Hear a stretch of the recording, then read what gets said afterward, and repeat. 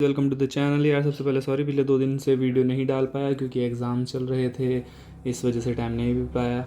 तो चलो यार देखते हैं आज का क्वेश्चन क्या है। क्वेश्चन है स्टिकलर थीफ। यार ये सिमिलर क्वेश्चन है रॉबर्स मतलब हाउस रॉबरी करके लीड कोड पर है, बिल्कुल उसी की तरीके से क्वेश्चन है। देखते हैं क्वेश्चन क्या कर। क्वेश्चन कह रहा है stickler the thief wants to loot money from a society having n houses in a single line. He is weird person and follows a certain rule. ठीक है, आप पढ़ लेना, मैं बता देता हूँ क्वेश्चन क्या कह रहा है। क्वेश्चन ये कह रहा है कि मान लो एक चोर है और ये 65574, ठीक है। ये क्या है, घर है। एक घर में एक घर में इतने पैसे रखे हैं, दूसरे घर में इतने, तीसरे घर में इतने, चौथे घर में इतने, पांचवें घर में इतने, ठीक है। उसको पता है इस घर में इतने पैसे रखे हैं, लेकिन उसका एक रूल है क्या, अगर उसने इस घर को लूटा तो वो इस घर को नहीं लूटेगा। अगर उसने इस घर को लूटा होगा तो अपने इस घर को नहीं लूटेगा। अगर इस घर को लूटा होगा तो मतलब कंजिक्यूटिवली क्या करेगा, लूटेगा। ठीक है, मतलब ऐसा नहीं है कि इसको भी ले लिया, इसको भी ले लिया, इसको भी ले लिया, नहीं। ठीक है, ऑब्वियस अगर इसको लिया होगा तो इसको नहीं लिया, इसको नहीं लिया, फिर इसको लिया, तो एक छोड़कर एक क्या करेगा, वो घर लूटेगा। ठीक है, बस इसी का हमें क्या करना है, कोड करना है कि मैक्सिमम कितना पैसा वो इकट्ठा कर सकता है लूट कर। कि अगर मान लो 6 से शुरू करे तो 6 के बाद किसको लूटेगा, 5 को, फिर 5 के बाद किसको लूटेगा, 4 को, तो 6 5 11, 11 4 15, मैक्सिमम आंसर यही है। ठीक है, लेकिन अगर 5 से शुरू करता तो क्या मिलता, 5 7 7 5 12, ठीक है, बस 12 मिलता। तो यही हमें क्या करना है, रिटर्न करना है कि कैसे होगा ये क्वेश्चन। तो चलो यार इसका सॉल्यूशन देखते हैं डीपी में कैसे है, क्या है। आते हैं अपना स्क्रीन पर। ठीक है, यहाँ पर देखते हैं क्या था यार एग्जाम्पल, तो 65574। ठीक है, क्या है, 65574। यार अभी इसको रहने देते हैं। अब ये देखो यहाँ पर अगर मान लो होता है ये 65, ठीक है, तो अब यहाँ ये होता है, चलो 6 और 7, 6 7। अगर मेरी n की वैल्यू 1 है तो भाई उसके पास कोई ऑप्शन ही नहीं हो, एक ही घर है। ठीक है, अगर n की वैल्यू मान लो 1 होती तो इसके पास कोई ऑप्शन नहीं, अकेले यही घर है और यही मेरा क्या आंसर होगा, यही मेरा आंसर होगा 6। लेकिन अगर n की वैल्यू 2 है तो या तो वो इस घर को लूटेगा या इस घर को लूटेगा, क्योंकि इतना तो फिक्स है कि वो दोनों घर को एक साथ नहीं लूटेगा, या तो इसको या तो इसको, जो मैक्सिमम होगा वो करेगा ना। तो इन दोनों में अगर n की वैल्यू 2 है तो रिटर्न क्या कर देना, मैक्सिमम ऑफ इन दोनों का, एरे ऑफ 0 और एरे ऑफ 1 का मैक्सिमम। ठीक है, ये तो हमारा बेस है, ये तो हमारा क्या है, बेस केस है। चिंता मत करो, रिकर्जन यूज़ नहीं करेंगे, ये हमारा क्या है, बेस केस है। बस इसमें बेस केस बता रहा था कि क्यों कर रहे हैं हम, आगे कैसे करेंगे।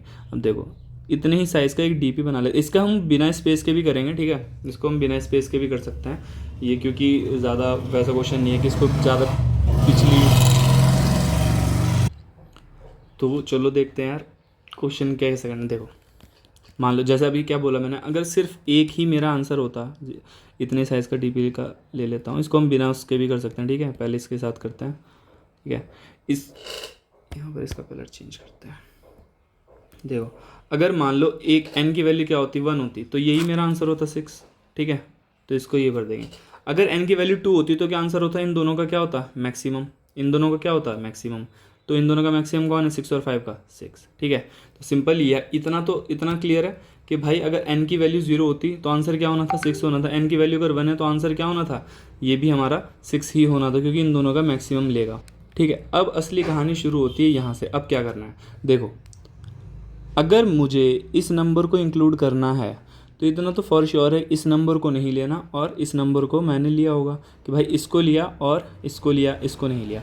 अगर मैं इसको ले रहा हूँ तो मुझे बस देखना है कि यहाँ तक का मैं कितना सम लाया हूँ और इसमें इसको ऐड कर देना है ना। यहाँ तक का सम क्या है, देखो इसमें क्या है 5, ये क्या है 5। मुझे क्या देखना है कि अगर मैं इसको इंक्लूड करूँगा तो क्या होगा 5, अगर इसको इंक्लूड नहीं कर रहा हूँ तो मतलब किसको इंक्लूड कर रहा हूँ, इसको।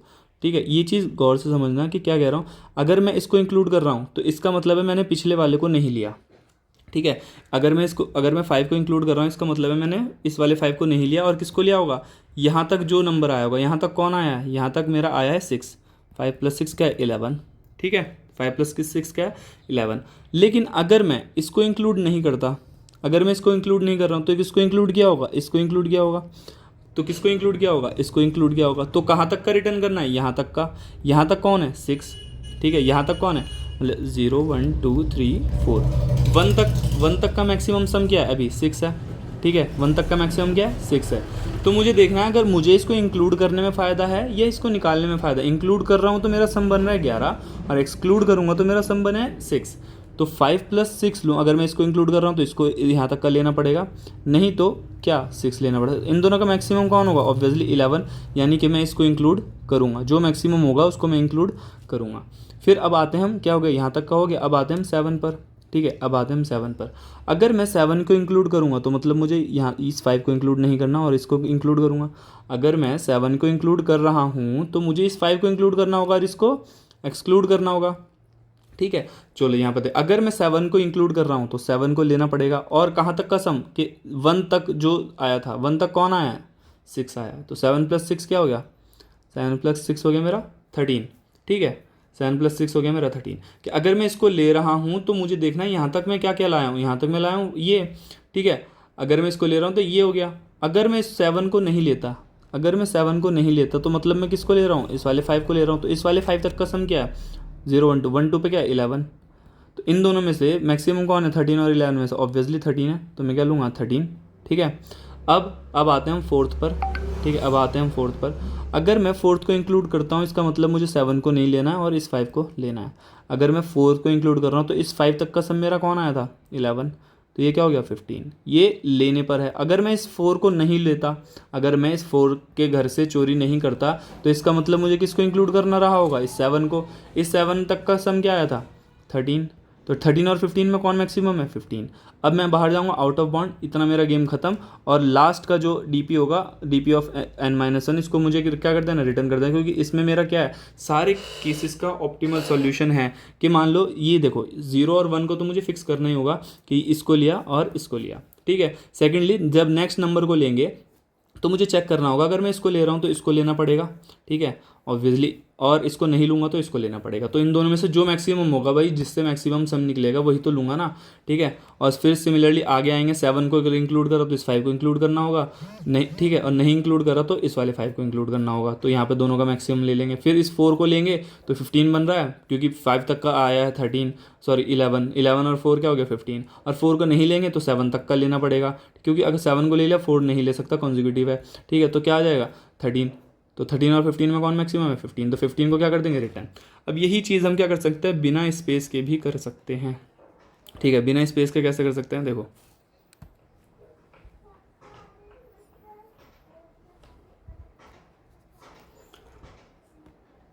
बिना स्पेस के इसको ऐसे कर सकते हैं यहाँ पर कि अब ये क्या है, मेरा 6 है, इसको मैं क्या करता हूँ ए में स्टोर कर देता हूँ, और बी में क्या कर देता हूँ 6 और 5 का maximum 6।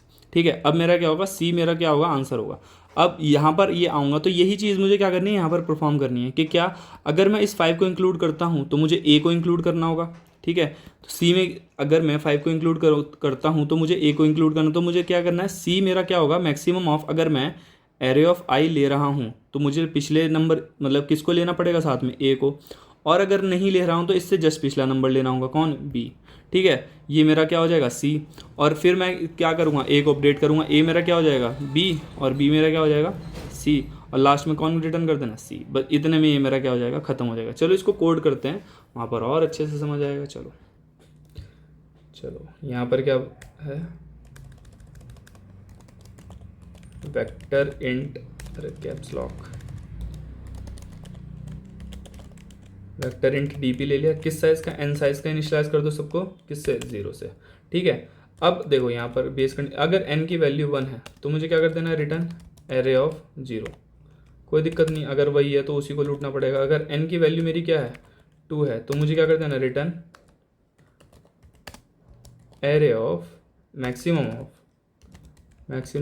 Array of 0, array of 1। ठीक है, सिंपल। ठीक है, अगर ये सब नहीं हुआ तो क्या करें, डीपी ऑफ 0 को किससे इनिशियलाइज कर देंगे, एरे ऑफ 0 से, और डीपी ऑफ 1 को किससे इनिशियलाइज कर देंगे, मैक्सिमम ऑफ एरे ऑफ 0 और 1। ठीक है, यहाँ तक का खेल समझ आया। अब असली खेल यहाँ पर है, और इंट आई इक्वल्स टू क्या करना है, 2 से लेना है, आई लेस देन एन तक जाएंगे, आई प्लस प्लस। ठीक है, डीपी ऑफ आई में क्या भरेंगे, डीपी ऑफ आई में भरा जाएगा मैक्सिमम लेंगे किसका, अगर मैं इस वाले एरे को इंक्लूड करता हूँ तो मुझे उससे एक पिछले वाले को इंक्लूड करना, मतलब एक छोड़कर एक उससे पिछला वाला, वो कौन होगा, डीपी ऑफ आई -2। ठीक है, और अगर उसको नहीं ले रहा हूँ तो पिछले वाले को लेना होगा, जस्ट पिछला वाला कौन होगा, डी पी ऑफ i-1। ठीक है, इतना करेंगे और लास्ट में क्या रिटर्न कर देना है, रिटर्न कर देना डी पी ऑफ n-1। इसको कंपाइलन करते हैं, कंपाइलन हो गया, सबमिट करते हैं। ये सबमिट भी हो गया है। चलिए यार, इसी के साथ इसको वाइंड अप करते हैं। Thank you guys for watching the video.